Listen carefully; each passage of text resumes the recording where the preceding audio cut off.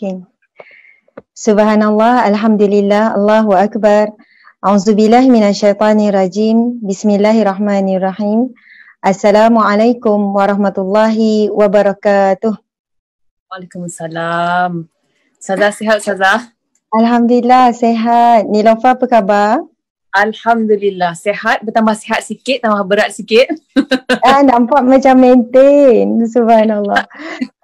Nilofa, first terima kasih sebab sudi terima jemputan ni.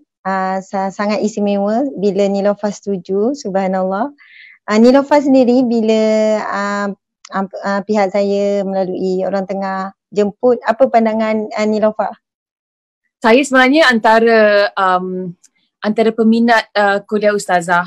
Jujurnya saya memang selalu menonton masa nak bersiap pagi hari ataupun malam sebelum tidur saya dah pasang tentang beberapa ceramah Ustazah kan. Jadi bila Ustazah sendiri bila nak adakan sesi ni, saya sangat teruja. Jadi terima kasih kerana terfikir ataupun macam terfikirkan untuk buat ni bersama dengan saya. Saya harap malam ni kita boleh kupaskan topik-topik yang menarik supaya semua orang bersemangat, dapat manfaat dan lebih buat banyak amal ibadah, especially bulan ni. Ya, betul. InsyaAllah, Alhamdulillah. Nilofa, kalau dengar ceramah saya tu macam saya garang ke, macam apa ke? Ada yang garang, ada yang okey.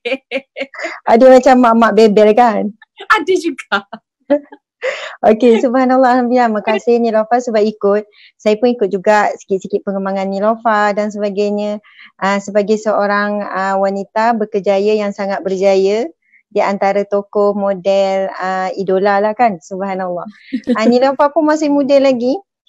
Betul tak umur 31? Betul. Muda lah.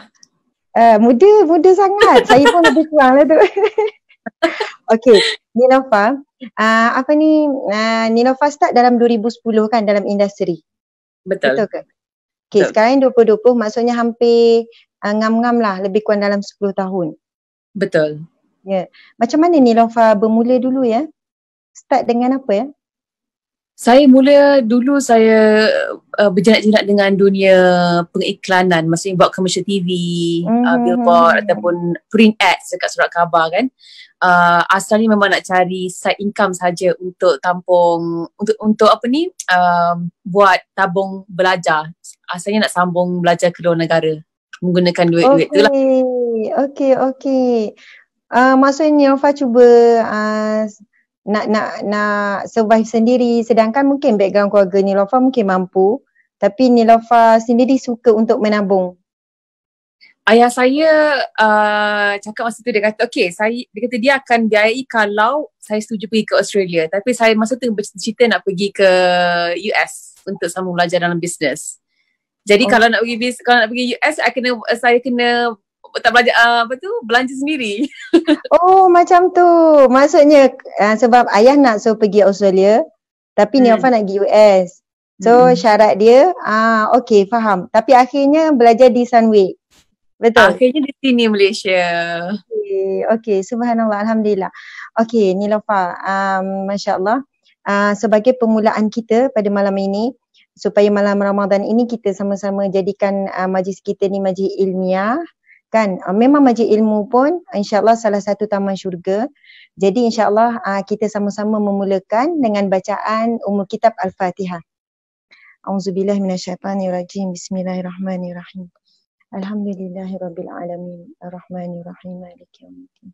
Iyyaka na'budu wa iyyaka nasta'in. Ihdinas siratal mustaqim. Siratal ladzina an'amta 'alaihim ghairil maghdubi 'alaihim waladdallin. Amin. Amin ya rabbal alamin. Alhamdulillah. Nilofa tak apa ke lewat malam ni? Ke biasa tidur awal ke malam Ramadan? Memang tidur awal, tapi ada sebab-sebab tertentu kan, sebab perempuan jadi tak apa. Ya, subhanallah. Biasanya orang panggil Nilofa apa? Nilofa ada panggilan manja ke apa ke? Lagi suka saya panggil apa? Sejujurnya saya paling suka orang panggil nama saya nama penuh. Nilofa itu yang paling saya suka. Okey. Memang ada setengah orang lebih nak singkatkan nak Lofa, tapi saya lebih kepada Nilofa lah. Kalau saya nak teruskan panggil Lofa, saya lebih suka. Okay, Nilofa. Okay, saya pun saya panggil Nilofa. Subhanallah. Alhamdulillah, tajuk kita pada malam ini iaitu berkaitan dengan cinta dan cita-cita. Betul? Okay. Betul. Boleh saya tanya dulu? Boleh. Saya tanya pada Nilofa. Okay. Apa maksud cinta? Kalau pada Nilofa sendiri, maksud cinta itu sendiri. Nilofa pernah jatuh cinta? Pernah Ustazah. Tipu lah tak pernah. Berapa puluh kali tu Nilofa? Wow. Tak sampai puluh kot. Tapi rasanya kalau okay, mungkin lebih pada puluh, mungkin ratus kali Ustazah. Jatuh cinta pada banyak benda, bukan saja pada manusia, tapi jatuh cinta dengan hari-hari pun saya rasa saya ada jatuh cinta kepada benda-benda yang benda-benda kecil yang mungkin kita terlepas pandang. Okay. Faham.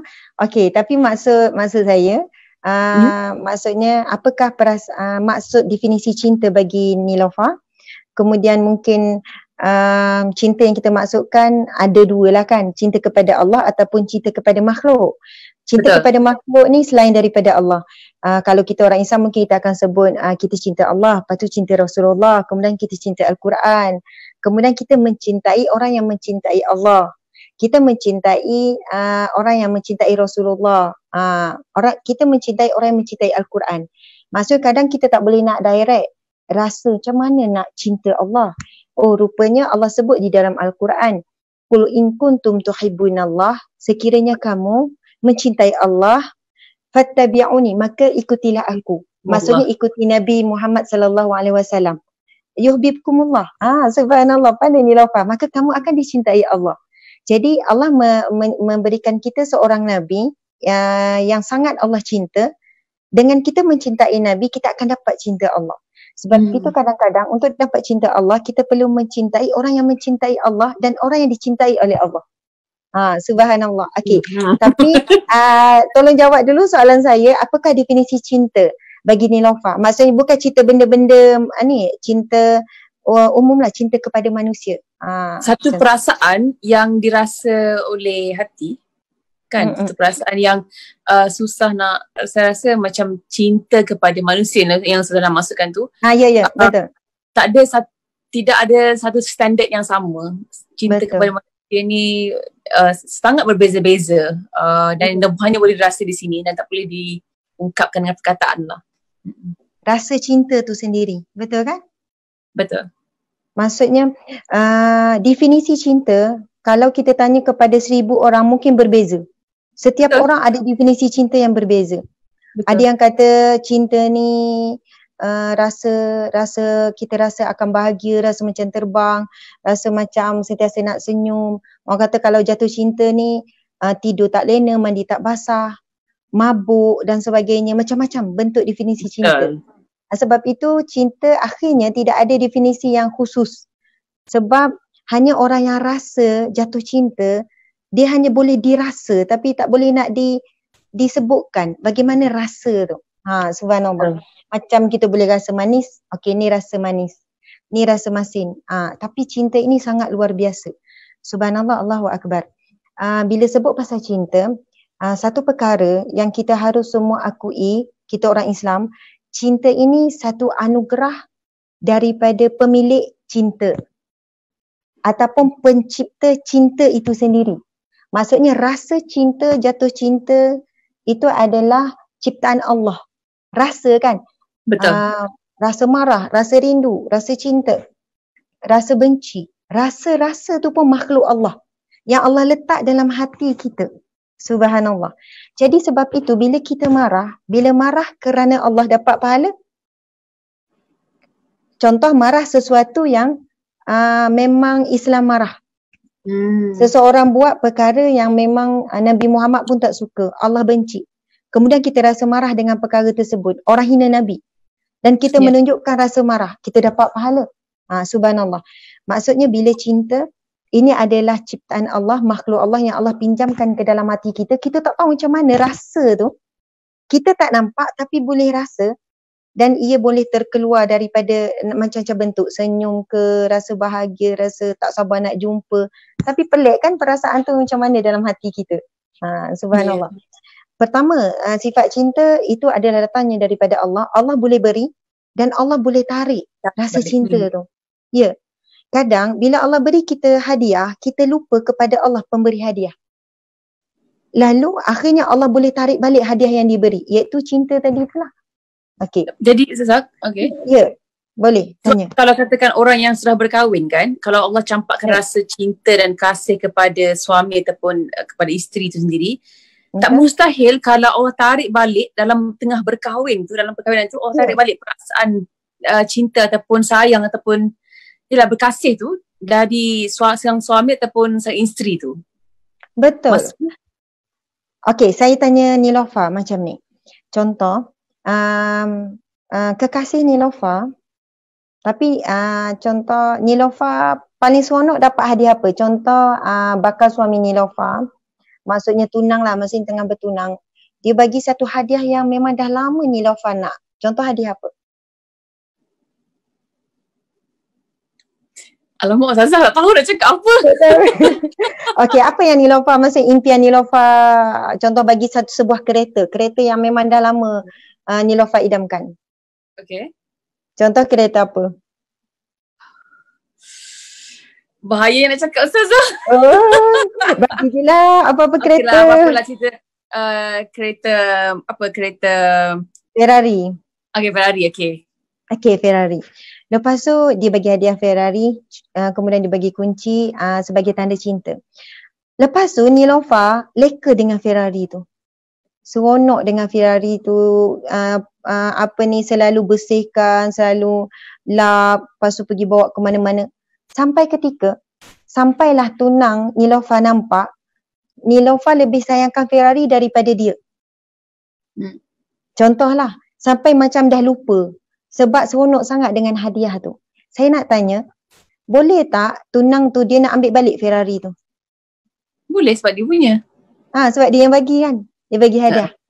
Dia kata, oh awak bila sudah bagi hadiah, awak leka dengan hadiah ni, awak lupa pula pada saya. Contohlah.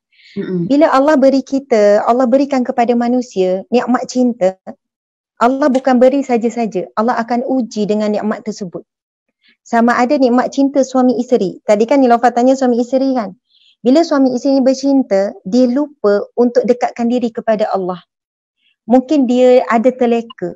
Mungkin dia isteri terlalu menjadi hamba kepada suami, suami memhambakan diri pada isteri atau apa-apalah dosa, kesilapan. Akhirnya Allah boleh tarik supaya mereka sedar. Mereka kembali kepada Allah yang memberi cinta tu. Subhanallah. Maksudnya cinta ini juga memang kita tahu Allah yang memiliki, Allah yang Malik. Ni nama Allah Asmaul Husna. Kalau cinta nama Allah, Allah ya Wadud. Allah yang maha memiliki cinta. Allah ya Wadud. Allah ya Rahman ya Rahim, pengasih, penyayang, pemurah. Allah yang Malik yang memiliki. Allah boleh ambil, Allah boleh beri. Subhanallah. Jadi apabila Allah mengambil nikmat cinta daripada seorang suami dan isteri, persoalan seterusnya, mustahil tak Allah nak pulangkan semula? Mustahil. Boleh. Boleh. Tak ada yang mustahil. Tak mustahil pula. Ya, betul. Sebab macam dulu kan Nilofa, saya dulu kerja sebagai kaunselor perunding cara rumah tangga. Jadi memang biasa masalah suami isteri dah kahwin 15 tahun, 20 tahun, dah kahwin lama. Sama ni bahagia, tiba-tiba rasa macam tawar hati, dah tak rasa ni nak berpisah, nak ni dan sebagainya. Banyak macam lah ujian kan. Tapi bila kita kata, okey buat masa ni jangan fikir lagi nak bercerai, jangan fikir ni lagi, tolong dalam tempoh 2 minggu lagi kita akan jumpa. Tapi dalam tempoh ini banyakkan zikir. Contohnya zikir Allah ya Wadud yang maha memiliki cinta, ya Allah. Berikanlah kami nikmat cinta, ya Allah ya Rahman ya Rahim. Banyakkan istighfar, kemudian buat solat hajat, solat taubat. Allahu Akbar. Kita tak tahu ya Nilofa. Kadang-kadang klien tu datang, Ustazah, kami tak tahu macam mana tapi kami saling mencintai. Masa mungkin Allah campakkan kembali perasaan tu. Bila mereka mula kembali dekat dengan Allah semula. Kadang-kadang lambat, kadang-kadang cepat. Tapi bila saya cuba apply pada subhanallah, bila kita cuba apply pada klien, bila kembali kepada Allah, insya-Allah Allah akan memberi kembali apa yang telah diambil, ataupun kalau Allah uji lagi lama pun insya-Allah dia tetap kuat untuk mempertahankan rumah tangga. Tapi kadang-kadang rumah tangga ni Nilofa, bukan semestinya ia berdiri teguh dengan rasa cinta, tapi banyaknya dengan rasa tanggungjawab. Cinta membina sebuah perkahwinan, tapi yang melangsungkan perkahwinan adalah tanggungjawab. Betul. Walaupun selepas tu mungkin tawar dengan sikap, rasa macam dah nikah baru tahu tak best sangat pun, dia bukan bagus sangat pun, dah nikah baru kenal apa yang sebenar. Banyak kawan saya cakap macam tu. Macam mana tu? Jadi Niloufar rasa takut nak kahwin ke? Tak takut, taklah takut, tapi rasa macam ni, rasa macam frust dengan feedback mereka tu yang macam tak payah kahwin lagi, tak payah kalut-kalut sangat, nanti sama je. Kalau dia kata kalau aku dulu aku nak tunggu dulu macam tu. Jadi banyak yang negatif daripada yang positif. Tapi saya selalu terfikir Zara, kalau lah dengan kita dah jatuh cinta dengan manusia, kita dah boleh jadi mabuk, berangan, terbang kat orang-orang, macam mana rasa kalau kita jatuh cinta betul-betul dengan Allah SWT? Itu saya rasa saya mungkin tak pernah rasa lagi. Saya tak sampai ke tahap itu lagi, saya rasa. Okay, subhanallah. Bila Niloufar sebut pasal cinta jadi mabuk, cinta ni tempatnya di mana? Di hati kan? Kita sebut di hati. Hati ini dalam anggota badan kita, ia adalah umpama raja kan? Betul tak? Raja. Jadi bila kita jatuh cinta kepada seseorang, ni kita belum jatuh cinta kepada Allah. Bila kita jatuh cinta kepada seseorang, kita akan jadi hamba kepada yang kita cinta. Sebab apa? Hati ni adalah raja. Bila hati ditawan, jadi kita ni seolahnya sedang ditawan. Contoh bila hati kita ditawan oleh raja kan, bila raja ditawan, semua fikiran, mungkin tangan, mungkin kata-kata, mungkin kaki, bila kata okey kita jumpa sekian-sekian, kaki pun cepat je melangkah. Bila sekian-sekian sebab raja sedang dipegang. Jadi kita akan ada maksudnya akan ada kesan kita menjadi memperhambakan diri kepada seseorang itu. Bukanlah betul, dalam bentuk yang negatif semata-mata ya. Macam Ustazah, kalau orang tu dah mabuk bercinta, nak pergi hantar makanan lah, nak pergi jumpa bila mata pun, call 3 pagi pun angkat phone lah, macam gitulah. Macam agam orang bercinta kan. Memang begitulah. Maksud kita sebab Nabi pun sebut dalam hadisnya, ala inna fil jasadi mudghah. Ketahuilah sesungguhnya di dalam tubuh badan itu ada seketul daging. Kan? Wa iza salahat salahal jasadu kullu wa iza fasadat fasadal jasadu kullu ala wahya qalbun. Katakanlah dalam tubuh badan manusia ada seketul daging. Apabila daging itu baik, maka seluruh anggota badannya akan baik. Maksudnya memang tergantung sangat dengan daging ni. Namun apabila daging itu buruk, maka buruklah seluruh anggota badannya. Dan Nabi kata katakanlah itu adalah hati.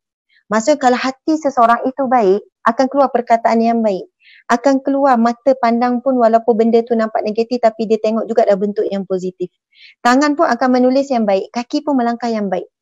Sebab itu sangat penting hati ini sebenarnya menjadi hamba kepada siapa. Kalaulah hati ini dipegang oleh dunia, akhirnya akan jadi hamba dunia. Hati ini kalau jatuh cinta kepada dunia, bangun nak tidur fikir pasal dunia. Esok apa? Okey, esok plan apa gini-gini. Bangun tidur je tak ada. Okey, hari ni nak buat kerja apa? Okey, ini untuk ni. Dunia saja. Tangan akan bergerak untuk menuju kepada yang kita fikir. Kaki pun akan pergi. Tapi ada orang hatinya ditawan. Ditawan kepada apa? Cinta kepada Allah. Sebelum tidur pun fikir, okey nak baca, okey tidur dalam ni, dalam berwuduk, okey sekian, okey nak maafkan semua orang, okey pagi besok nak bangun berapa. Dalam fikiran dia, sebab hati sedang ditawan dengan cinta Allah, akhirnya dia plan, okey esok bangun nak bangun awal pukul 4 pagi nak turun. Itu yang dia akan fikir dalam kepalanya. Subhanallah. Tapi kenapa ya, kan ada ungkapan, barang siapa yang fikir ataupun mengejar akhirat, dunia akan mengejarnya. Subhanallah. Contoh dia fikir pasal okey esok nak istighfar. Esok nak istighfar 1000 kali. Subhanallah. Di sana ada janji Nabi SAW hadis Nabi, barang siapa yang melazimi istighfar akan diberikan jalan keluar di setiap kesulitan, diberi rezeki yang tak disangka-sangka, diberi kegembiraan di setiap duka cita. Maksudnya dalam keadaan kita menyibukkan fikir tentang bab akhirat, di sana Allah beri fadilat-fadilat di setiap amalan-amalan kebaikan tu.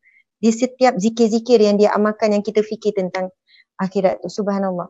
Okey, saya nak tanya ni.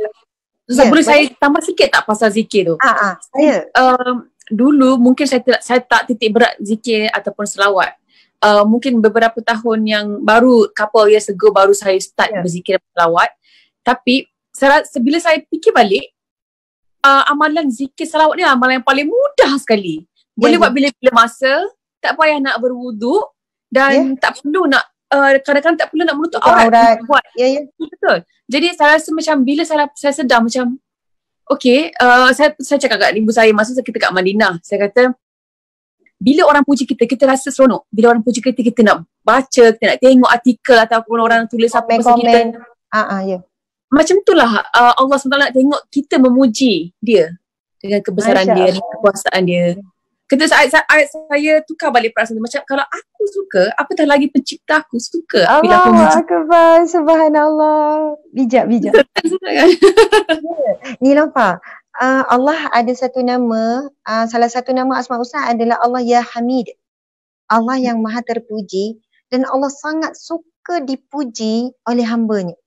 Allah sangat suka dipuji oleh hambanya sehingga kan, contoh kita buat, tadi Nilofa buat metafora macam tu, kan analogi macam tu. Kalau kita sangat suka dipuji, apatah lagi Allah sangat suka dipuji.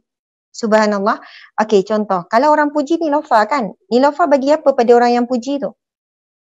Kita macam cakap terima kasih ataupun kita lebih, how do I say, macam kalau katakan di media sosial ke Ustazah, mungkin kita balas senyuman ke, love ke ataupun dengan perkataan yang baik, sekadar yang yang kita boleh balas. Pernah tak Nilofa bagi upah ke RM10 ke RM50 ke? Tak pernah. Maksud saya ialah betapa Allah sangat suka kita memuji dia. Setiap kali kita puji, Allah bagi upah. Setiap kali kita puji, Allah bagi pahala. Puji bagi pahala, puja bagi pahala. Dan sebesar-besar hadiah yang Allah nak beri kepada orang yang sangat suka memuji Allah, syurganya. Maksudnya kita ni macam mana pun suka orang puji, tapi tak sampai pun kita bagi upah orang. Kalau kita bagi upah, sekali puji RM10, beratus orang nak puji kita. Betul kan? Tak ada kita transfer, makasih kerana memuji, bagi akaun ya, nanti tak. Tapi betapa Allah Subhanahu Wa Taala sangat suka apabila hambanya memuji, setiap kali pujian yang bukan susah pun. Subhanallah, macam Nilofa sebut, istighfar, istighfar salawat tu semua bentuk pujian Allah tu. Antara hadis Nabi SAW, Nabi bersabda, Subhanallah, Alhamdulillah, Allahu Akbar, tamla'u wa tamla'ani bainal ardi was samawat. Bila kita ucap zikir, Subhanallah, Alhamdulillah, Allahu Akbar, semua tu kan pujian. Maha suci Allah, segala puji bagi Allah, Allah Maha Besar, puji Allah Maha Besar. Pahalanya memenuhi antara langit dan bumi. Masya Allah. Maksudnya, kan Allah juga, Allah berhak nak beri banyak mana, pahala ke apa semua. Tapi nak cakapnya betapa Allah suka dipuji dan Allah nak hambanya memuji, buatlah pujian, cakaplah macam mana, zikirlah yang mudah-mudah bagi kamu. Dan Allah berikan ganjaran yang kita tak tergambar. Ada satu hadis Nabi, mungkin kalau Nilofa pernah dengar, dia ada nasyid, dia buat lagu. Ada orang buat lagu. Kalimatan habibatan. Nanti Nilofa cari ya, suara Nilofa kan sedap. Nanti Nilofa boleh buat, boleh lagukan. Subhanallah, cari dekat internet. Kalimatan habibatan ila rahman. Khafifatan 'alal lisan, saqilatani fil mizan. Itu saya bukan buat lagu betul-betul tu. Kalau lagu betul-betul memang best lah. Kita kena kontrol lah ni kan. Subhanallahi wa bihamdi, subhanallahil azim. Itu hadis Nabi. Nabi bersabda, kalimatani habibatani, dua kalimah yang dicintai oleh Allah. Subhanallah. Dua kalimah ni Nilofa mendatangkan cinta Allah kepada kita. Sebab dua kalimah yang Allah sangat cinta. Bukan mendatangkan cinta manusia, bukan mendatangkan cinta suami, cinta anak, cinta makhluk, cinta ibu ayah. Tapi cinta siapa? Besar. Cinta paling besar, cinta Allah. Hadis Nabi kata dua kalimah yang sangat Allah cinta. Ia ringan pada lidah. Khafifatani. Sangat ringan pada lidah. Saqilatani fil mizan. Tapi berat pada timbangan mizan di akhirat kelak. Apa dia tu? Zikir dia? Subhanallah wa bihamdi. Subhanallahil azim. Maha suci Allah. Subhanallah wa bihamdi. Maha suci Allah dan pujian baginya. Subhanallahil azim. Maha suci Allah yang mulia. Subhanallah, Allahu Akbar. Jadi dua zikir tu. Saya nak tanya Nilofa. Macam mana Nilofa cuba belajar hari-hari untuk istiqamah zikir? Ada kaedah tak untuk Nilofa supaya istiqamah dengan zikir-zikir tertentu? Jadi selepas solat fardu saya akan duduk sekejap untuk ulang zikir-zikir subhanallah, subhanallah walhamdulillah wala ilaha illallah wallahu akbar, istighfar, selawat, semua tu memang saya wajibkan untuk buat selepas solat. Dan masa masuk kereta, jadi saya akan ingat poin-poin dalam seharian, time mana yang saya akan wajib. Jadi benda tu dah jadi rutin. Bila kita masuk kereta je duduk je, dan saya akan sebut mulut. Jadi automatically subconscious saya memang dah terbiasa. Okay, subhanallah. Ataupun sebelum tidur nak lelap tu, bila dah set alarm, I ingat dah bila set alarm akan terus zikir, selawat. Jadi nak mulakan memang susah, tapi saya jadikan rutin di beberapa perbuatan harian. Subhanallah. Memang bagus. Nilofa, tips tu sangat bagus. Sebenarnya saya pun nak berkongsi tip yang lebih kurang sama. Sebenarnya dalam bab kita nak istiqamah dengan zikir, sebab bukan mudah nak istiqamah dengan zikir sebenarnya. Kadang-kadang kita drive jauh pun, mula-mula je kita start dengan zikir. Kan? Subhanallah, subhanallah. Lama diam. Kita tak sedar, mulut kita diam. Subhanallah. Kemudian kadang-kadang kita start masak, kita nak zikir, lepas tu kita diri diam. Pertama, saya setuju macam cara Nilofa buat, ada poin-poin yang ditetapkan. Contoh macam ni, ada orang tanya, Ustaz macam mana? Banyak sangat zikir, tapi kalau boleh saya nak juga zikir istighfar, saya nak juga banyakkan selawat, saya nak juga banyakkan zikir subhanallah wa bihamdi, subhanallahil azim. Itu hadis Nabi yang sahih tu. Betul. Saya juga nak zikir la haula wala quwata illa billah. Jadi kadang-kadang kita boleh buat begini. Contoh, selepas subuh sehinggalah zuhur, kita tetapkan kita nak banyakkan zikir la ilaha illallah. Contoh, la ilaha illallah.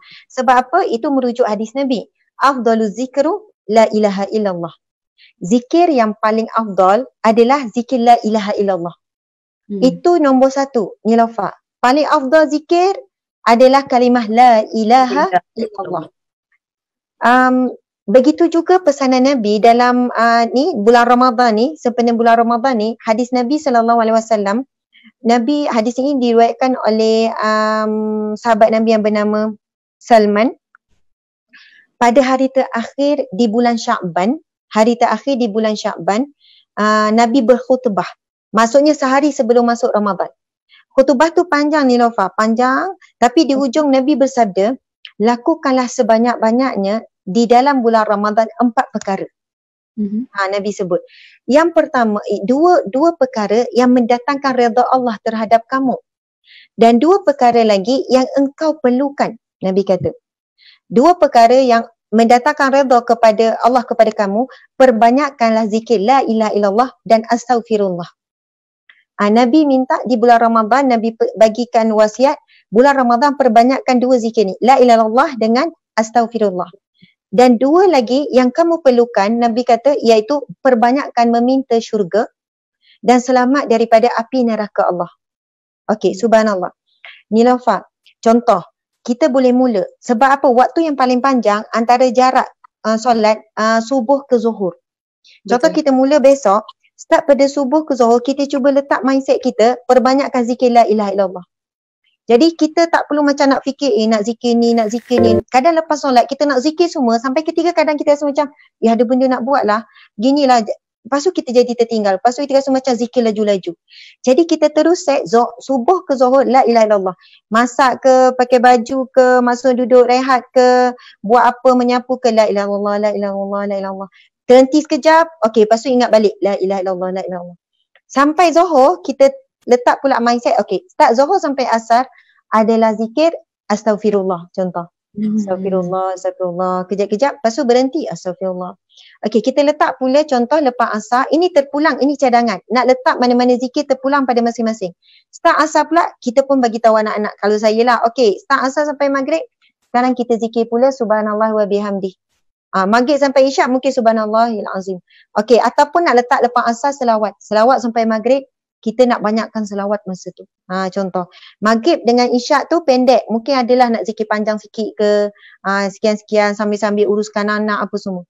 Isyak sampai tidur, contohnya nak zikir apa.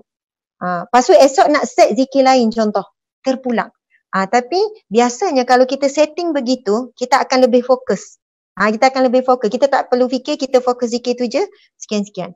Ada orang buat begitu. Kemudian ada sahabat saya, subhanallah, bila saya tengok rumah dia buat macam ni. Macam rumah kan, ini saya bagi tip kepada suri rumah.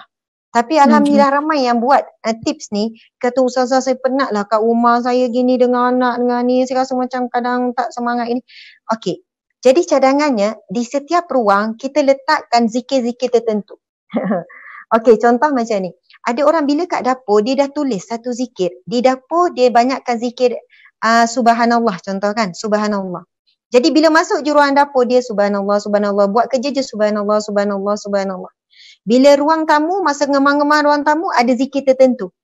Bila time jemur kain tu kan, ada zikir kat tempat jemur kain. Bila ruang ruang rehat ada zikir sekian-sekian.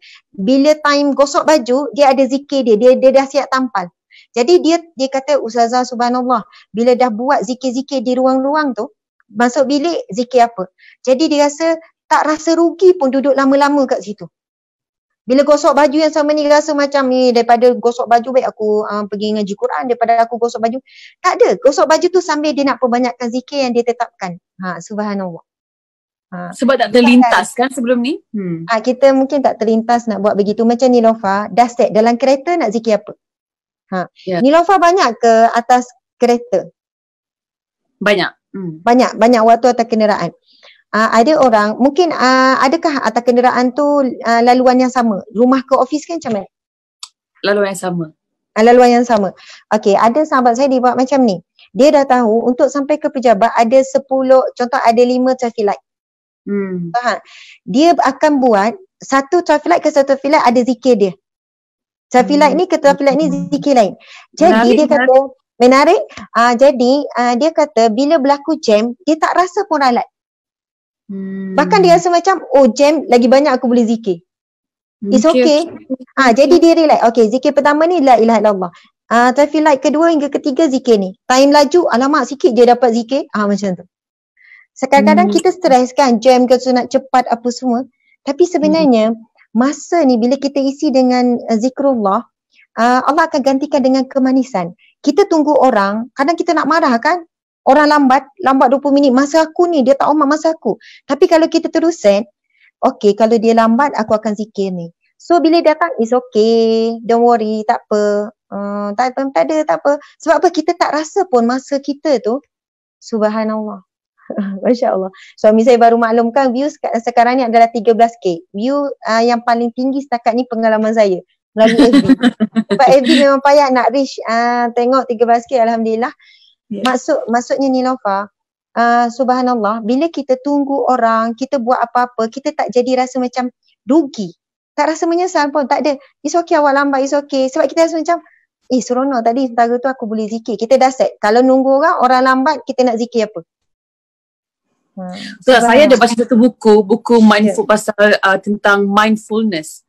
Saya tahu kalau dalam bahasa Melayunya apa perkataan mindfulness tu, tapi apa yang dia buat praktisnya macam ni. Mungkin kita boleh lekatkan sticky notes macam yang colour biru, colour kuning, colour pink tu kan. Kalau katakan kita nampak peti sejuk, zikir colour pink tu apa dia? Kalau kita lekatkan itu pun boleh juga, mungkin boleh kita guna pakai juga konsep yang sama untuk praktiskan zikir ataupun selawat. Saya nak share sikit je Ustazah. Sila. Share banyak pun tak apa Nilofa. Okay. Ada satu masa tu saya sangat susah hatilah terpada benda yang mengacau saya punya fikiran.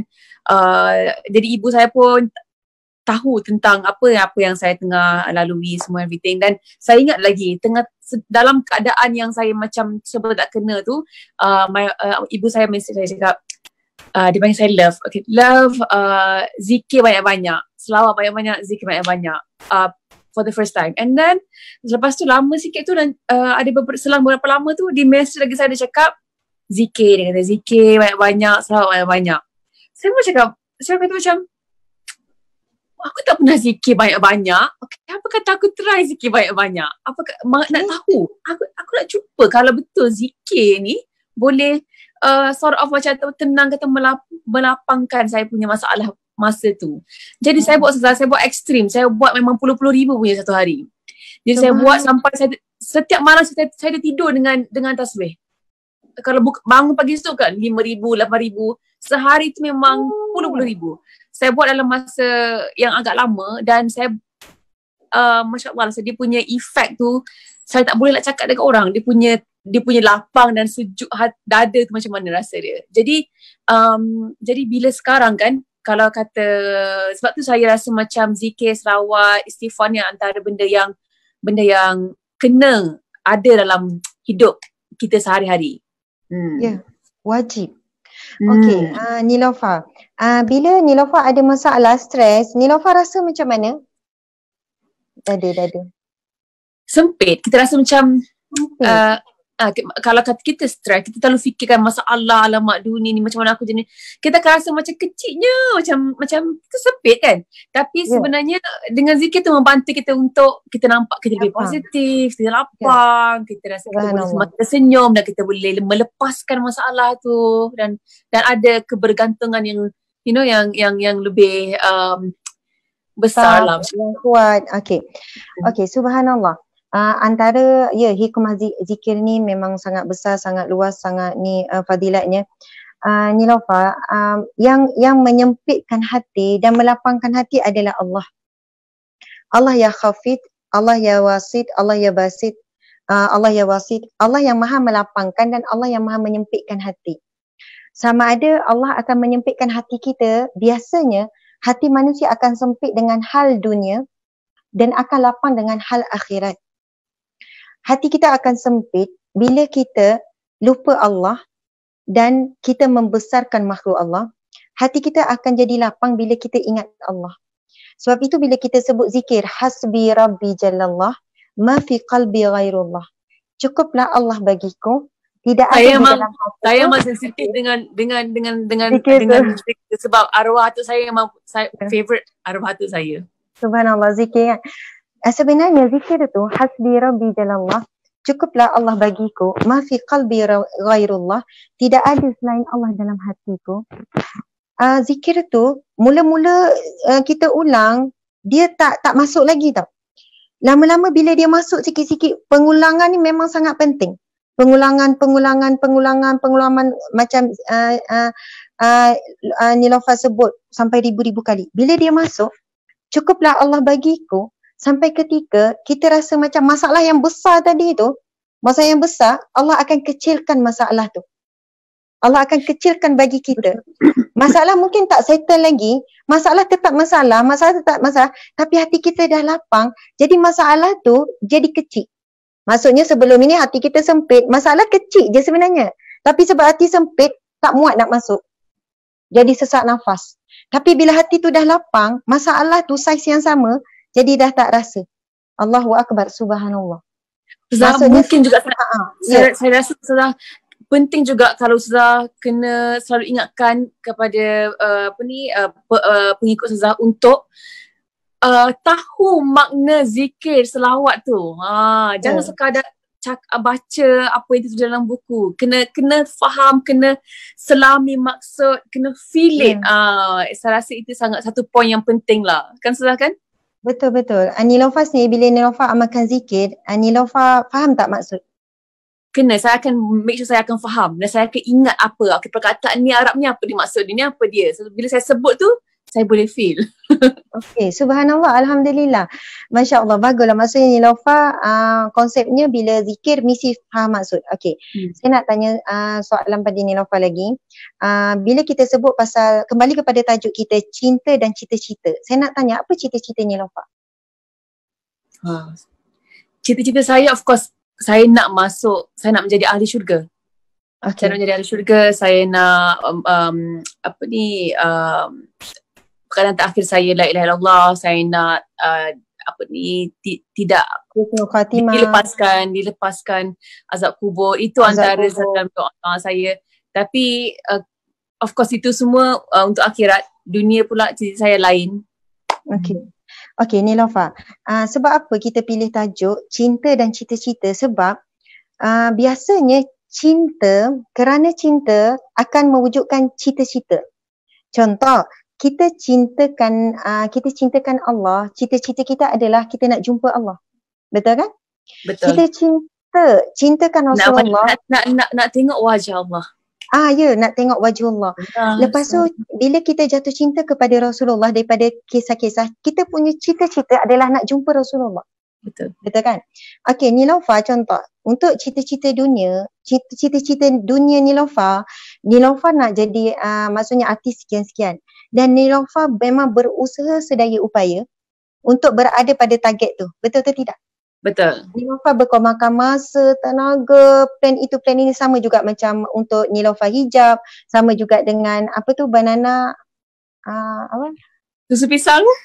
Susu pisang Niloufar tu kan. Maksudnya Niloufar ada target, ada cinta, maksudnya ada cinta kepada yang Niloufar target, Niloufar cinta apa yang Niloufar buat. Jadi Niloufar ada target, ada cita-cita, betul kan? Maksudnya buat sungguh-sungguh waktu betul.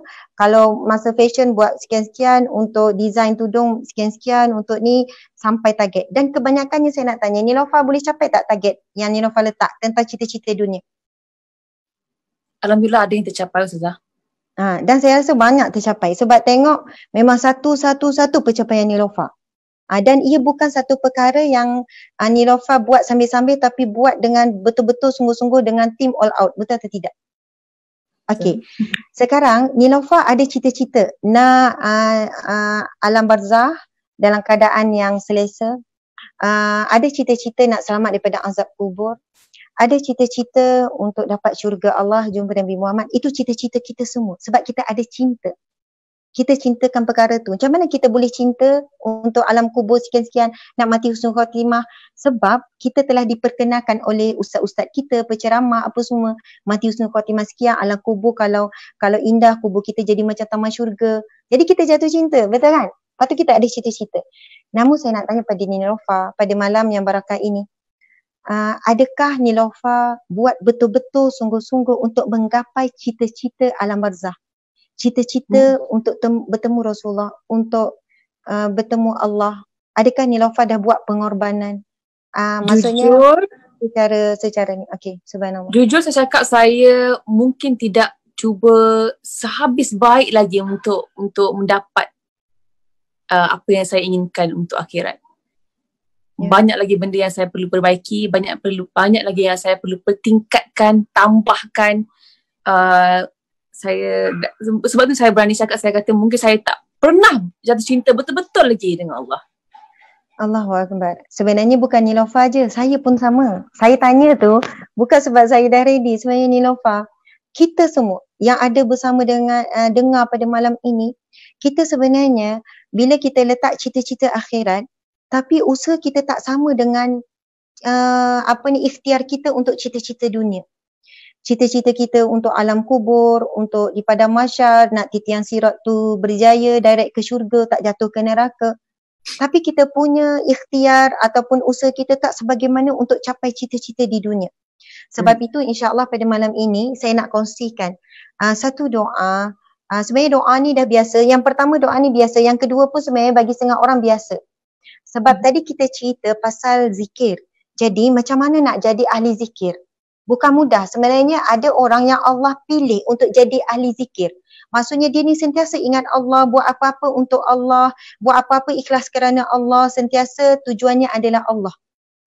Jadi antaranya adalah doa daripada hadis Nabi SAW yang Nabi ajar kepada sahabat. Saya baca, Niloufar ikut sama ya. InsyaAllah kita baca dengan maksud. Okey. Bismillahirrahmanirrahim. Bismillahirrahmanirrahim. Allahumma a'inni ala zikrika ala zikrika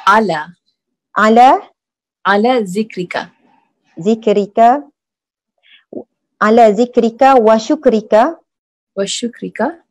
wa husni ibadatika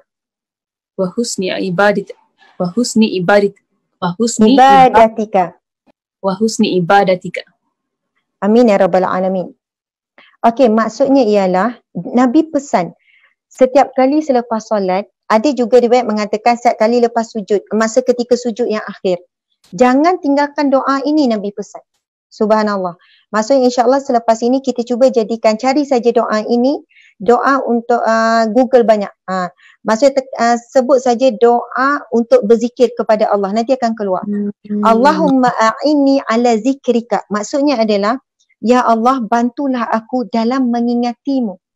Subhanallah. Wa ala syukrika, dan dalam bersyukur kepadamu. Wa ala husni ibadatika, dan dalam memperelok dan memperindah amal ibadahku. Sebab apa? Contohkan kalau saya kata kepada Nilofa, Nilofa tolong ingat saya ya, Nilofa. Bukan. Saya cakap macam ni. Nilofa bantu saya untuk ingat Nilofa. Kalau saya minta macam tu, Nilofa boleh tak bantu saya supaya ingat Nilofa? Bagi alam pada saya setiap hari supaya saya ingat pada Nilofa. Contoh. Saya kata, kenapa sampai macam tu? Saya tak boleh lah nak ni. Tapi kita minta dengan Allah, ya Allah bantulah aku dalam mengingatimu. Sebab apa? Apabila doa itu makbul, contoh di bulan Ramadan, kita doa itu Allah makbulkan permintaan kita, akhirnya Allah pilih kita di kalangan ahli zikrullah. Maksudnya, subhanallah, di kalangan orang yang sentiasa ingat Allah. Sebab Allah akan pilih. Ada orang, Nilofa, saya jumpa beberapa orang-orang soleh, lidah dia tak berhenti zikir. Masa kita tanya dia soalan, maksudnya adalah guru-guru kan, bila dia zikir je sel. Tapi bila tanya soalan dia jawab. Lepas jawab zikir, jalan zikir.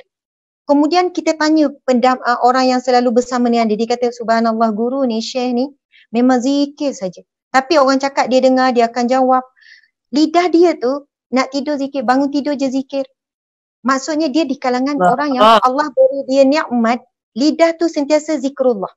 Sebab itu kita kena minta tolong dengan Allah. Allahumma a'ini, ya Allah bantulah aku ala zikrika. Dalam berzikir. Subhanallah. Mudah-mudahan saya insya-Allah Nilofa beramal, saya beramal, pendengar beramal. Kalau Allah pilih kita jadi ahli zikrullah, Allah akbar. Nak rasa naik bulu roma kan? Bahagianya kita. Kemudian yang kedua dalam doa tu wa ala syukrika, dan dalam bersyukur kepadamu. Sebenarnya bila kita jadi hamba Allah yang bersyukur, Allah janji apa di dalam Al-Quran? La in syakartum la azidannakum. Jika kamu bersyukur, maka aku pasti akan menambahkan nikmat-nikmatku ke atasmu. La in syakartum la azidannakum. Kalau kamu bersyukur, pasti aku akan tambah nikmat. Sebesar-besar nikmat adalah syurga Allah, bertemu dengan Allah, bertemu dengan Rasulullah. Jadi nak jadi orang bersyukur pun kena minta dengan Allah. Minta tolong, ya Allah tolonglah aku nak jadi bersyukur, nak terima kasih kepadamu. Allahu Akbar. Kalau Allah makbulkan, akhirnya kita jadi hamba Allah yang bersyukur. Saat kita diuji pun kita mampu kenal Allah. Kita mampu berterima kasih, syukur kepada Allah. Dan yang ketiga. Yang ketiga dulu. Yang ketiga, lepas ini Nova cerita.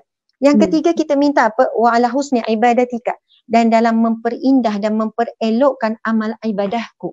Maka bila kita minta, Allah akan temukan kita jalan-jalan untuk perbaiki solat, untuk membaiki puasa, perbaiki zakat. Allah tak akan biarkan ibadah kita ini sia-sia. Sebab apa? Nabi SAW bersabda, kam min shaimin, betapa ramai, maksudnya kumpulan yang Allah tak terima puasa lebih ramai daripada Allah terima ni Laufa. Kam min shaimin, betapa ramai orang berpuasa, Nabi sebut, laisa lahu min siyamihi, tidak dapat apa-apa daripada pahala, tak dapat apa-apa daripada puasa, tak dapat pahala. Ilal ju' wal atash, kecuali lapar dan dahaga saja. Nilofa, kita mungkin sepanjang hidup kita puasa 30 tahun, contohnya 30 kali lah. Takut ke tidak Nilofa, kalau di akhirat kelak tiba-tiba kita ingat pahala puasa banyak. Tiba-tiba bila di padang mahsyar dihisap pahala puasa, setiap tahun kosong. Allahu Akbar, takut kan? Jadi satu kita kena minta tolong dengan Allah, wa ala husni ibadillah, bantu aku dalam memperelokkan ibadah. Sebab ibadah bukan pasal sah saja ni Laufa. Solat kalau sah cukup semua syarat 13 rukun, belum tentu Allah terima. Kalau kita solat ada riak, ada takabur, ada ujub. Sebab itu kita sangat takut ibadah kita sah tapi Allah tidak terima, tak ada pahala. Kita sedekah banyak tapi semua tu kosong. Takut kita ada penyakit ria, ujub, takabur. Sebab itu kita kena minta dengan Allah 3 perkara tu. Sebab tu Nabi pesan, setiap kali lepas solat, jangan tinggalkan doa. Okey, Nilofa pula. Bila sebut tadi tentang orang yang bersyukur kan. Jadi 2-3 hari lepas, adik saya di Kota Kinabalu di Sabah, jiran belakang rumah dia, rumahnya terbakar. Jadi kawasan ni kawasan yang macam rumahnya rapat antara satu sama lain. Dia kawasan kampung kan. Jadi rumah di tengah-tengah tu, kampung tu terbakar disebabkan macam kita pintas saya rasa. Jadi tak dapat selamatkan apa-apa kecuali satu beg saja. Jadi dalam rumah tu ada seorang makcik tu dengan pakcik tua. Dan di keliling rumah tu rumah-rumah lain yang lebih kecil saiznya. Jadi adik saya sempat berjumpa mungkin 1 jam selepas kebakaran tu, 1 jam je selepas, dia pun pergi jumpa mangsa kebakaran tu, makcik-makcik tu. Dan adik saya cakap, dia kata makcik kena makcik sabar kan. Dia kata dia kena risau, makcik kena redha. Dia kata kalau tak redha nanti Tuhan marah. Makcik takkan bawa semua ni nanti kalau makcik mati. Dia kata ini semua sementara di dunia saja. Dia kata macam tu. Untuk orang yang baru kehilangan rumah, tempat duduk, tempat tinggal, untuk cakap macam tu keluar, saya rasa 1 dalam sejuta lah. Maksudnya 1 dalam sejuta. Okay, faham. Macam mana makcik tu boleh cakap macam tu? Betul. Dengan tenangnya dia, dengan redha dan pasrahnya kepada Allah, dan dia boleh cakap, kata macam saya tak akan bawa semua ni walaupun rumah aku terbakar hari ni, tak apa, rumah aku ni aku tak bawa mati. Macam tu. Dan rumah kita, saya tak tahulah, mungkin saya tak pernah jumpa lagi lah orang yang dalam keadaan begitu boleh cakap macam tu sejam selepas kebakaran. Allahu Akbar, subhanallah. Betul-betul Niloufar. Maksudnya walaupun dalam keadaan sekelip mata Allah ambil rumah, tapi dia cepat untuk redha dan cepat untuk bersangka baik dengan Allah. Dan dia cepat untuk menyedarkan diri di hakikat dia. Subhanallah. Niloufar rasa kan, apa kekuatan makcik tu? Saya tak tahulah Ustazah. Mungkin. Okey, subhanallah. Niloufar saya nak tanya. Contoh, Niloufar biasanya akan siapkan diri dulu exam. Niloufar kan cerdik, Niloufar kan cemerlang. Saya baca tadi tu, maksudnya cemerlang lah, belajar apa semua. SPM kan budak bijak kan, maksudnya cemerlang. Masya Allah. Dulu masa sebelum ujian, peperiksaan, exam, Niloufar study last minute ataupun Niloufar bersedia lebih awal ataupun masuk dalam periksa baru study? Kita kalau budak MSM tu sepanjang tahun tu kita kena study. Setiap hari ada preparation class, and kita kena last minute pun ya, tak last minute pun ya, sepanjang masa lah study. Sepanjang masa. Jadi bila exam, Niloufar ready untuk menghadapi exam? Betul. Okay, result exam macam mana hasilnya? Baguslah, good. Baguslah. Bagus. Okay. Saya sebenarnya cuba nak sampaikan begini. Ujian Allah, exam tu kita tahu tarikh, betul kan? Exam kita tahu tarikh, jadi kita boleh ready. Tapi ujian Allah, test from Allah, itu exam ujian dunia. Ujian daripada Allah, kita tahu tak tarikh? Tak tahu. Kita tak tahu. Yang perlu kita buat adalah bersedia sentiasa. Tak tahu bila-bila masa diuji, esok apa berlaku, lusa cerita apa, ada orang fitnah ke apa ke, bisnes ada masalah ke apa kan, kita tak tahu. Sebab itu biasanya, wallahualam saya tak tahu makcik tu macam mana, orang yang cepat redha, cepat bersangka baik apa ni, dia adalah orang yang bersedia sebelum diuji. Maksudnya dia bersedia sebelum diuji adalah biasanya orang yang istiqamah dengan zikir ataupun dengan amalan-amalan soleh. Mesti dia ada kekuatan luar biasa. Mungkin dia istiqamah baca yang setiap pagi ke, ataupun dia adalah seseorang yang istiqamah bangun malam ke, istiqamah dengan sedekah ke. Sebab orang yang begini, Masya Allah, adalah orang yang dia sabar sebelum diuji. Tapi kita ni kan kadang-kadang masa diuji itulah baru nak sabar. Maksudnya masa diuji itulah baru nak istighfar, baru nak selawat. Betul kan Niloufar? Masa diuji itulah, ya Allah, mak macam mana ni, sedih sangat ni. Banyakkan selawat, banyakkan istighfar. Masa itulah kita banyakkan selawat. Tapi ada setengah orang, dia tak tunggu diuji. Dia sentiasa istiqamah dengan zikrullah. Dia tak ada masalah apa hari tu sebab dia dah di kalangan ahli zikir. Maksudnya bila ujian dia senang. Dia senang. Dia terus. Maksudnya kita pun pelik. Macam tak diuji, relax. Ya Allah, kalau aku duduk tempat dia tak tahu macam mana aku. Kita ni dah selalu sebenarnya, dah selalu dah kita punya pengalaman kita punya pengalaman kita, bila dia uji susah hati, sedih-sedih, lepas tu okeylah aku istighfar, astagfirullah, supaya tenang. Tapi istighfar kita macam mana masa tu? Astagfirullah, astagfirullah, astagfirullah, astagfirullah, ya Allah tolonglah aku, la ilaha illallah, ya Allah maafkanlah ya Allah, aku tahu aku salah. Tapi bayangkan orang yang sentiasa zikir, astagfirullah, astagfirullah, bila datang sesuatu, Allah telah menyediakan hati yang memang sedia lapang. Kita ni start sempit, barulah nak lapangkan. Tapi dia orang ni memang hati dah lapang. Bila datang ujian yang besar pun, dia cepat untuk redha. Dan ada hadis Nabi SAW. Nabi bersabda, apabila Allah mencintai, hadis yang sahih ya Nilofa, apabila Allah mencintai seseorang itu, nescaya Allah akan mengujinya. Sebab itu tanda Allah cinta kepada seseorang, Allah bukan berikan dia nama, kemasyhuran, tapi Allah akan berikan ujian. Dan apabila dia redha dengan ujian tersebut, maka dia dapat redha Allah. Dan apabila dia marah pada ujian tersebut, maka dia dapat kemarahan Allah. Dan saya selalu percaya Ustazah, bila kita, dalam hidup kita ni, bila kita ditimpa ujian Allah kan, kalau kita redha dan kita lebih mendekatkan diri dengan Allah, Allah akan tingkatkan darjat kita. Tinggikan lagi darjat kita. Jadi saya selalu ramai orang tanya, macam mana lah Lofa kuat kalau diterima, kalau kena kecaman ataupun ada masalah this and that.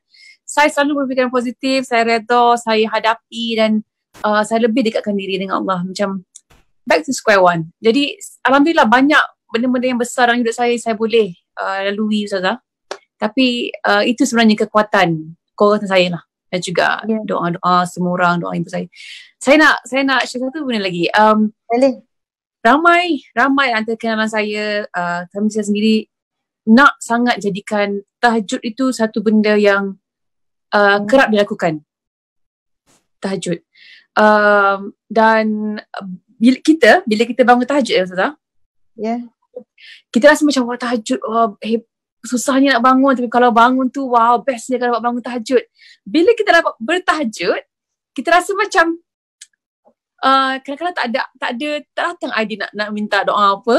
Dan bila selalu kita buat, kita rasa macam tahajud itu seperti solat-solat yang biasa. Macam mana kita nak kekalkan rasa istimewanya tahajud? Aku saja bangun time ni. Kalau dekat kawasan aku Mengkiara ni, aku seorang saja bangun rasanya. Macam mana tu? Okay, subhanallah, Allahu Akbar. Maksud soal Nilofa adalah bagaimana kita nak mengekalkan rasa istimewa, rasa manis, rasa special bangun tahajud tu. Betul kan? Subhanallah. Akan kalau kita dapat sesuatu tu jarang-jarang baru kita rasa macam menghargai. Tapi bila dah selalu dah hilang. Okay, subhanallah. Kadang ada orang tanya, Ustazah macam mana bila malam kita nak boleh menangis? Bila mungkin kali masa tengah ada masalah boleh menangis, tapi kalau tak ada masalah kita susah nak menangis dan sebagainya. Contoh kan, kalau kita dah jatuh cinta pada tahajud, contoh kita dah jatuh cinta pada tahajud, kita jadi hamba kepada tahajud, kita rasa macam seronok tahajud, subhanallah. Lalu kita akan menikmatinya setiap kali, walaupun setiap malam dah berturut, tapi setiap kali tu kita akan rasa istimewa. Seumpama macam kalau macam Nilofa kan, Nilofa buat ada tak perkara yang Nilofa buat hari-hari tapi Nilofa tetap bila buat tu rasa seronok? Apa dia? Tengok movie ke contoh? Ada tak? Ada perkara yang tak rasa pun boring bila buat tu, misi baca buku macam tengok Instagram. Betul. Maksudnya macam mana? Bukan tengok Instagram saja. Kalau saya tengok Facebook kan, dia tengok Instagram.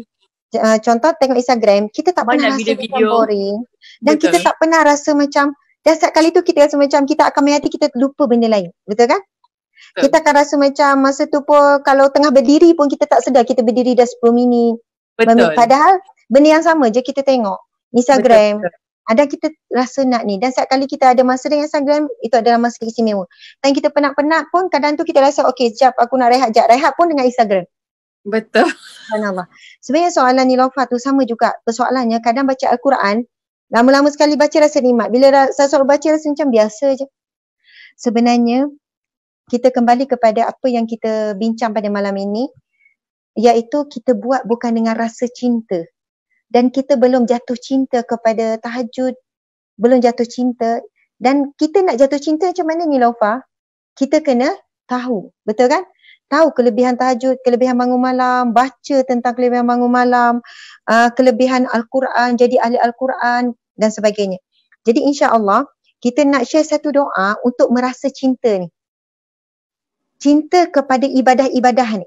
Sebab daripada Allah juga untuk datang rasa cinta ini. Okey, insya-Allah sama-sama ya doa ni. Iaitu doa agar kita mencintai Allah dan mencintai apa yang Allah cinta dan mencintai ibadah yang macam soalan Niloufar tadi. Okey. InsyaAllah kita baca sama-sama Niloufar dan juga semua para pendengar. InsyaAllah tak lama dah ni kita pun nak kena landing dah. Sebab kita tahu esok kena bangkit awal untuk bersahur. Kalau boleh memanglah nak panjang. Tapi membenarkan masa yang tak cukup. Mungkin kita boleh buat siri 2 ke insyaAllah. Okey Niloufar. InsyaAllah kita baca sama-sama.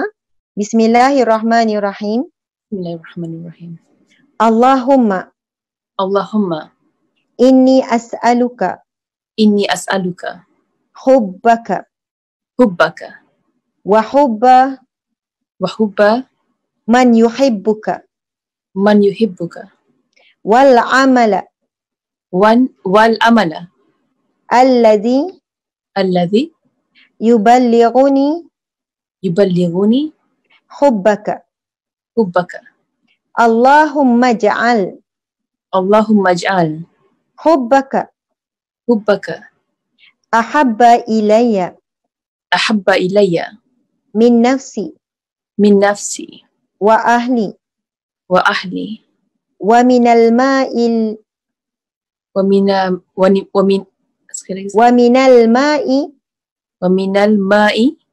al-baradi. Amin ya rabbal alamin. Ini adalah hadis Nabi Niloufar, hadis Nabi, hadis riwayat Ahmad dan Tirmizi. Maksudnya dua doa yang kita kongsi malam ini adalah dua-dua doa daripada hadis Nabi yang sahih. Doa yang pertama tadi cari dalam Google doa untuk mengingati Allah akan keluar. Doa ini pula kita tulis je doa agar mencintai Allah. Okey, bila jumpa doa ni print lepas tu tampal di tempat ruang solat ataupun di mana-mana tempat. Okey, maksud doa ini tadi ialah Allahumma inni as'aluka hubbaka. Ya Allah, aku mohon padamu cintamu. Ya Allah, aku memohon daripadamu cintamu. Wa hubba man yuhibbuka. Dan cinta orang yang mencintaimu. Cantik kan Niloufar? Cantik sangat. Ya Allah, aku mohon kepadamu cintamu dan cinta orang yang mencintaimu. Wal amal allazi yuballighuni hubbaka, dan amalan yang menghantarkan kepada cintamu, dan amalan yang menyampaikanku kepada cintamu. Kemudian sambung lagi, Allah maj'al hubbaka, ya Allah jadikanlah kecintaanku kepadamu lebih aku cintai daripada cintaku pada diriku sendiri, keluargaku dan daripada air dingin. Subhanallah. Jadi pertama kita minta, ya Allah kurniakanlah aku cintamu, dan ya Allah kurniakanlah aku cinta orang yang mencintaimu dan amalan yang mendatangkan cintamu, dan berikanlah aku cinta kepadamu melebihi aku cintakan diriku, ahli keluargaku dan air yang dingin. Subhanallah. Air dingin ni mewakili dunia lah. Maksudnya sesuatu yang menyejukkan hati kita, menyejukkan diri kita. Masya Allah. Doa ini adalah doa daripada hadis Nabi, amalan Nabi SAW. Jadi ia menjawab persoalan Niloufar tadi. Kita minta dengan Allah, cinta Allah. Kemudian kedua, cinta orang mencintai Allah. Orang yang mencintai Allah. Contoh kisah Rabi'ah Adawiyah. Kan? Ini kan kita tahu ia adalah seorang wali Allah di kalangan wanita. Rabi'ah Adawiyah bila time dia bercinta dengan Allah, bermunajat, beribadah, berzikir, ada satu kisah Rabi'ah Adawiyah yang memang pelik kisah dia. Lepas dia tunaikan solat, lepas dia solat, dia nampak ada darah mengalir. Rupanya dia tak sedar rumah dia runtuh. Maksudnya atap rumah runtuh. Dia tak sedar dia dihempap. Dia tak sedar ketika dia memunajat, pada hari-hari dia buat tu. Dia memuji Allah, dia berzikir, tak sedar pun, tak dengar, tak perasan apa. Sebab dia dapat cinta Allah dan dia dapat nikmat mencintai Allah. Kan Niloufar tanya, tak tahu macam mana nak jatuh cinta kepada Allah. Inilah doanya. Inilah jawapannya. Kita perlu baca doa ini sampai kita perlu minta. Perlu minta. Bukan usaha. Usaha penting tapi minta dulu.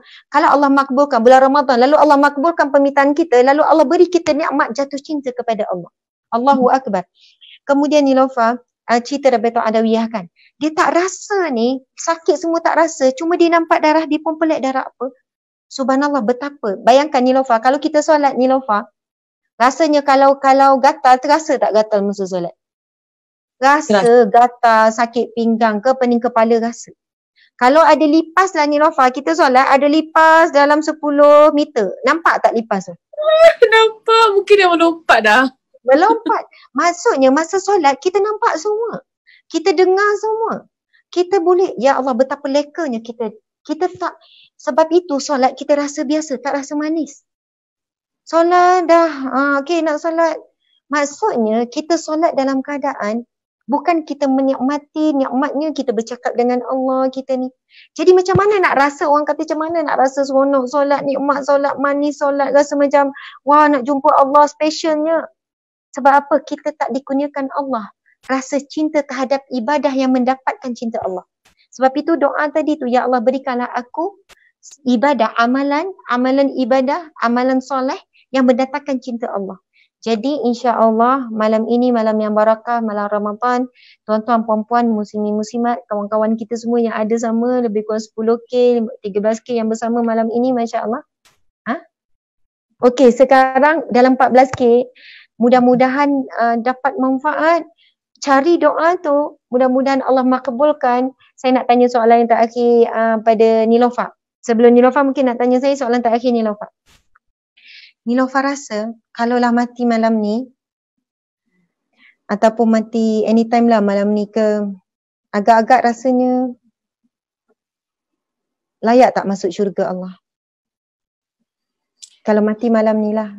Saya sejujurnya saya tak pernah rasa layak, Ustazah. Tapi saya sentiasa yakin yang Allah akan masukkan saya ke syurga. Tapi saya tak pernah rasa layak. Okey, subhanallah. Nilofa tak layak, saya tak layak, kita semua tak layak untuk syurga Allah. Bahkan sahabat-sahabat Nabi sendiri pun tak pernah rasa mereka layak. Semua tak pernah rasa. Saya nak cerita kisah Saidina Osman sikit je. Saidina Osman bila dia melintas kubur Nilofa, satu hari dia pengsan. Dia terus pengsan. Kemudian sahabat Nabi angkat Saidina Osman sampai ke rumah, sedarkan dia, lalu bertanya, wahai Osman, kenapa kamu pengsan bila lintas kubur? Nilofa, kalau lintas kubur rasa macam mana? Pernah pengsan ke, menggeletar ke? Tak ada kan? Kita tengok kubur, kita pun Assalamualaikum ya ahli kubur, macam tu lah. Allahu Akbar. Ini sahabat Nabi ni. Lalu sahabat yang lain bertanya, wahai Osman, kenapa kamu pengsan? Aku takut azab kubur. Subhanallah. Aku takutkan tentang alam kubur. Lepas tu sahabat bertanya, wahai Osman, bukankah kamu telah dijamin syurga oleh Rasulullah? Nilofa, berapa orang sahabat Nabi jamin syurga, Nabi sebut. Abu Bakar fil jannah, Umar fil jannah, Osman fil jannah, Ali fil jannah, Allahu Akbar. Maksud Nabi sebut, dijamin syurga. Tapi mereka sendiri tak pernah bayangkan diri mereka di syurga. Saidina Umar radhiyallahu anhu, Nilofa, bila cerita tentang neraka, dia menangis. Kadang pengsan bila ditanya kenapa. Aku membayangkan diriku dalam neraka. Subhanallah. Dan bila baca ayat Al-Quran tentang syurga, Saidina Umar kata, aku membayangkan aku tidak ada dalam syurga. Kita ni jauh sangat. Memang tak layak. Saidina Osman bila sahabat kata, bukankah kamu dijamin syurga wahai Osman? Saidina Osman kata, aku memang dijamin syurga Rasulullah, tapi Rasulullah tidak pernah menjaminku selamat daripada azab kubur. Allahu Akbar. Nilofa, kita semua tak layak. Tapi kita tak boleh bayangkan diri kita dibakar dalam neraka. Kita tak boleh membayangkan anak kita dibakar dalam neraka. Ibu bapa kita dibakar dalam neraka. Memang kita tidak layak. Ibadah kita sangat sedikit, dosa kita banyak Nilofa. Dosa kita terlalu banyak. Dosa mata, dosa hidung, dosa mulut, dosa telinga, dosa aurat kita, dosa pergaulan bebas kita, dosa lidah kita terlalu banyak. Subhanallah, Allahu Akbar. Namun Nilofa, kita ada harapan untuk masuk syurga melalui jalan doa. Jalan doa. Sebab itu Nabi pesan di bulan Ramadan ini, perbanyakkan minta syurga dan perbanyakkanlah minta selamat daripada api neraka. Kerana itu dalam mafhum hadis Nabi yang lain, Nabi sebut tentang bulan Ramadan ini, setiap malam di malam Ramadan Allah akan memilih di kalangan hambanya, di kalangan manusia untuk diperintahkan kepada malaikat supaya dicatat dia sebagai ahli syurga. Dan pada setiap malam Ramadan Allah akan memilih di kalangan hambanya, di kalangan manusia untuk dibebaskan daripada api neraka Allah. Maksudnya nama-nama yang dah patutnya masuk neraka Allah akan masuk syurga, Allah akan pilih. Allah akan perintahkan malaikat. Sebab itu kita dituntut untuk bangun di setiap malam Ramadan ataupun bukan sekadar malam. Maksudnya minta doa syurga dan selamat pada neraka tu. Kadang orang tanya, Ustazah nak doa macam mana Ustazah? Saya tak hafal. Saya tanya doa, hafal tak doa Rabbana atina fid dunya hasanah? Ini kebanyakan orang hafal. Nilofa hafal kan? Rabbana atina fid dunya hasanah wa fil akhirati hasanah wa qina azabannar. Itu doa minta syurga dan selamat pada neraka. Bacalah doa tu setiap kali lepas salat, nak buat apa, tengah duduk kat dapur ke apa. Sebab apa? Doa tu membawa masuk apa? Rabbana atina fid dunya hasanah wa fil akhirati hasanah. Ya Allah, berikanlah kehidupan aku di dunia ini baik. Baik maksudnya hidup dalam redha Allah. Wa fil akhirati hasanah, dan di akhirat juga baik. Baik tu di padang mahsyar baik, berakhir di syurga. Itulah kebaikan kehidupan di akhirat. Wa qina azabannar, dan selamat daripada api neraka. Tapi di sana ada doa lain lagi. Allahumma inna nas'aluka ridhaka wal jannah. Ya Allah, aku mohon redamu dan syurgamu. Wa na'udzubika min sakhatika wan nar, dan aku mohon dijauhkan daripada api nerakamu, selamat daripada api nerakamu. Tapi kalaulah ada yang dengar pada malam ini, tak pernah hafal doa, bermulalah kita minta dengan Allah dalam bahasa Melayu, tak ada masalah. Ya Allah, aku nak syurgamu, ya Allah, aku minta jauh pada nerakamu. Ada orang tanya, Ustazah, apa tanda-tanda doa itu diterima Allah? Tandanya adalah dah mula usaha selepas itu. Maksudnya Nilofa contoh, ya Allah, berikanlah aku syurgamu. Selepas itu, kalau ada ciri-ciri kita berubah untuk jadi hamba Allah lebih baik.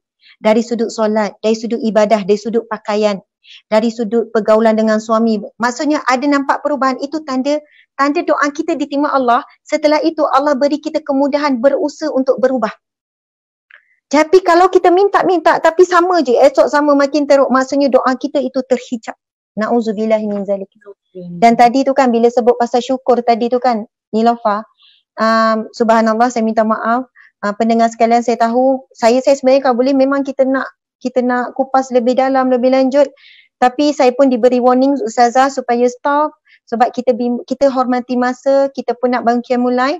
Saya nak sudahi ni dah 11 suku dengan satu hadis Nabi SAW. Saya sangat suka hadis Nabi ni. Nabi bersabda, ihfazillaha yahfazka. Jagalah Allah, Allah pasti menjagamu. Ihfazillaha tajidhu tujahaka. Jagalah Allah, kamu akan dapati Allah akan ada di hadapanmu. Indah tak Nilofa? Indah kan? Wa iza sa'alta fas'alillah. Apabila kamu meminta nak sesuatu, minta dengan Allah. Wa iza sta'anta fasta'in billah. Dan apabila kamu perlukan pertolongan, minta saja dengan Allah, minta tolong dengan Allah. Saya nak patah balik hadis Nabi tu, Nabi sebut, ihfazillaha yahfazka. Jagalah Allah, nescaya Allah akan menjagamu. Ini adalah syarat orang yang nak dapat hidupnya pertolongan Allah, sentiasa dijaga Allah. Apa yang dia minta Allah akan beri. Syarat pertama, ihfazillah, jaga Allah. Apa maksud jaga Allah? Apa yang Nilofa faham dengan jaga Allah? Kita kena jaga Allah. Apa yang Nilofa faham? Maksudnya buat apa yang Allah suka? Ya, subhanallah. Yelah, Nilofa budak bijak, alhamdulillah. Bukan budak dah, insyaAllah. Subhanallah. Ihfazillah maksud jaga Allah adalah jaga hak Allah. Apakah hak Allah? Hak Allah ada dua. Yang paling utamalah. Pertama, hak Allah adalah untuk ditaati perintahnya. Yang kedua, untuk ditinggalkan larangannya. Itu yang hak Allah. Bila kita tunaikan hak Allah, perintah Allah, kita cuba sedaya upaya kita cek apa lagi perintah Allah belum kita buat ya. Apa tu lagi? Okey, Allah suruh solat, Allah suruh zakat, Allah suruh puasa. Okey, apa lagi perintah Allah? Allah suruh jaga aurat contoh. Kemudian cek. Yang kedua, apa lagi larangan Allah yang masih aku buat? Ini maksudnya kita jaga hak Allah, maka Allah akan jaga kita. Bahkan bila time Allah menjaga kita, kita tak perlu minta. Allah dah beri apa yang kita perlu tanpa kita minta, sebab Allah paling tahu apa yang kita perlu dalam hidup. Betul. Yang kita tahu apa yang kita mahu, tapi Allah tahu apa yang kita perlu. Jadi Allah beri apa yang kita perlu. Hadis itu sebenarnya panjang. Nabi sambung lagi. Sekiranya seluruh makhluk di bumi berkumpul untuk memberikan keburukan kepadamu, nescaya tidak akan berlaku tanpa izin Allah. Maksudnya, seluruh manusia berkumpul buat untuk merancang kejahatan, keburukan kepada kita. Bila dah Allah jaga kita ni, tidak akan diizinkan Allah. Tanpa izin Allah tak akan berlaku. Namun, apabila seluruh manusia berkumpul untuk memberikan kebaikan, tak akan berlaku juga tanpa izin Allah. Allahu Akbar, subhanallah. Nilofa, sekiranya kita doa dengan doa meminta cinta Allah tadi, lalu Allah memilih kita jadi hamba Allah yang Allah cinta, mencintai Allah, jatuh cinta kepada Allah, berkali-kali jatuh cinta, rindu nak jumpa Allah, nak jumpa Rasulullah, Allah akan isytiharkan di kalangan para malaikat. Ini hadis Nabi yang sahih yang lain, Nilofa. Nabi SAW bersabda, apabila Allah mencintai seseorang, Allah memanggil malaikat Jibril. Nilofa pernah dengar hadis ni? Pernah kan? Allah memanggil malaikat Jibril. Wahai Jibril, aku mencintainya. Maka cintailah dia. Aku mencintai si fulan. Wahai Jibril, aku mencintai si fulan. Maka kamu cintailah dia. Allah ni bila Allah cintakan seseorang hamba, Allah isytihar kepada malaikat, ketua malaikat iaitu malaikat Jibril. Lalu malaikat Jibril pergi berhadapan dengan semua malaikat. Berkumpul semua dan malaikat Jibril berkata, wahai para sekalian malaikat, sesungguhnya si fulan ini dicintai Allah, maka cintailah dia. Allahu Akbar. Maksudnya kalaulah kita di kalangan yang Allah cinta, Allah akan isytihar kepada para malaikat, kepada malaikat Jibril pula buat pengumuman. Ni manusia ini dicintai Allah. Namun yang kita takutnya Lofa, hadis itu ada sambungan. Dan apabila Allah benci, Allah murka kepada seseorang itu, lalu Allah berkata kepada malaikat Jibril, wahai Jibril, aku benci kepada dia, aku marah kepada dia. Lalu malaikat Jibril akan memberitahu sekalian malaikat sesungguhnya Allah membencinya. Lalu sekalian malaikat juga membencinya. Na'udzubillah min zalik. Mudah-mudahan insya-Allah. Mungkin Nilofa ada kata-kata akhir, berapa minit, berapa pun yang Nilofa perlukan. Banyak yang saya dapat malam ni Ustazah. Saya rasa saya tak pernah lagi dengar yang, ataupun tak pernah lagi disuruh untuk meminta syurga ataupun minta kasih sayang, cinta Allah, saya tak pernah. Mungkin ada dalam ceramah saya terlepas pandang mungkin. Jadi satu ilmu baru yang saya akan mula praktikkan daripada malam ni onward insya-Allah. Dan terima kasih banyak Ustazah kerana memilih saya untuk bersama live. Sekali lagi menjadi laluan ataupun medium untuk berkongsi dengan ramai follower saya di page ni, di page Ustazah. Dan terima kasih banyak, semoga Ramadan kali ni membawa banyak keberkatan, keredaan kepada kita semua kali ni. Sangat precious sebenarnya Ramadan kali ni. Betul, sangat special. Dengan PKP, dengan ujian COVID, sangat special. Nilofa, saya pun ucap terima kasih banyak-banyak. Saya sangat terharu. Kemudian saya nak mohon maaf kalau ada Nilofa terasa hati. Kepada semua para pendengar yang kecil hati, insya-Allah Nilofa, di sini Allah temukan kita. Insya-Allah di syurga Allah kita akan disatukan. Amin ya rabbal alamin. Amin, amin, amin, amin ya rabbal alamin. Subhanallah. Jadi Nilofa, kita perlu berpisah. Terima kasih kepada semua para pendengar yang berada bersama-sama kita pada malam ini. Di mana pun kita berada, insya-Allah satu ketika nanti Allah akan satukan kita semuanya di syurga Allah, bertemu dengan Nabi yang kita sangat rindu, Nabi Muhammad sallallahu alaihi wasallam. Bismillahirrahmanirrahim. Allahumma ja'alna min ahlil jannah, al-jannatul firdaus, bighairi hisab, bighairi azab, wa la taj'alna min ahlin nar. Ya Allah, Ya Rahman, Ya Rahim, jadikanlah kami di kalangan ahli syurga-Mu, syurga Firdaus ya Allah, tanpa dihisab, tanpa diazab, dan jauhilah kami daripada azab api neraka-Mu ya Allah. Amin, amin ya Rabbal Alamin. Dengan itu Nilofa, kita tangguhkan majlis ilmu kita dengan tasbih kafarah dan surah Wal-As. Subhanallah, subhanakallahumma wa bihamdika asyhadu an la ilaha illa anta astaghfiruka wa atubu ilaih. Bismillahirrahmanirrahim. Wal 'asr innal insana lafi khusr illa alladhina amanu wa 'amilus solihat wa tawasaw bil haqqi wa tawasaw bis sabr. Sadaqallahul azim. Amin amin. Nilofa, I love you so much. I love you too Ustazah. Terima kasih banyak-banyak. Terima kasih. Assalamualaikum. Waalaikumsalam warahmatullahi wabarakatuh.